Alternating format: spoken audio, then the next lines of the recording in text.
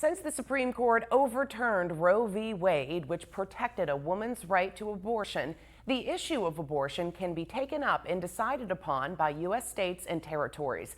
And a public hearing this week addressed several topics.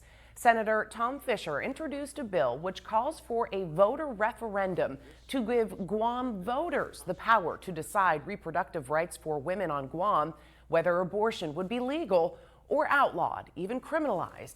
Another bill, the Health Protection Act, would expand abortion services in Guam, allowing for easier health care access for women on island. Residents at Wednesday's hearing spoke out both for and against both bills. The people of Guam, after at least 50 years, would decide the question essentially up or down. On Guam, will abortion be legal? Or will it be illegal? This is a tool by which we will resolve it on Guam one way or another. The purpose of both bills is the same: to allow healthcare providers to provide essential abortion reproductive health care services without unnecessary government interference in the physician-patient relationship. Bill 106 asks the people of Guam to decide whether this government interference should continue. Bill 111 would simply eliminate it legislatively.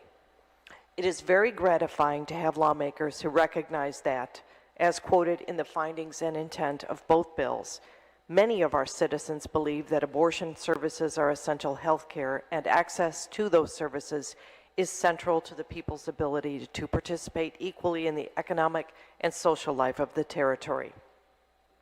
It is gratifying because reproductive choice is clearly the will of a majority of the people of Guam. Now, a couple of women at the hearing spoke out against both of those bills.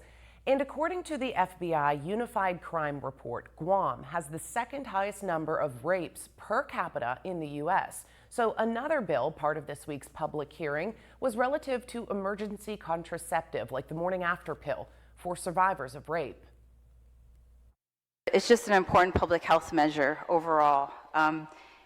It's very critical to prevent unwanted pregnancies that result from sexual violence, and in doing so, we are, showing the survivors of rape and sexual assaults that we are here to support them, to care for them, and to make sure that they are not going to be forced to carry a pregnancy, an unwanted pregnancy, against their will. That's a result of the horrible crime that they've had to endure. The numbers are shocking, how high sexual assault is here, and especially among our young folks. And this is a measure for them. It is not pro-women, and it doesn't take the women's situation into concern. Yes, it's a terrible situation to be in a condition where you are in a post-rape situation, and I don't wish that for anybody.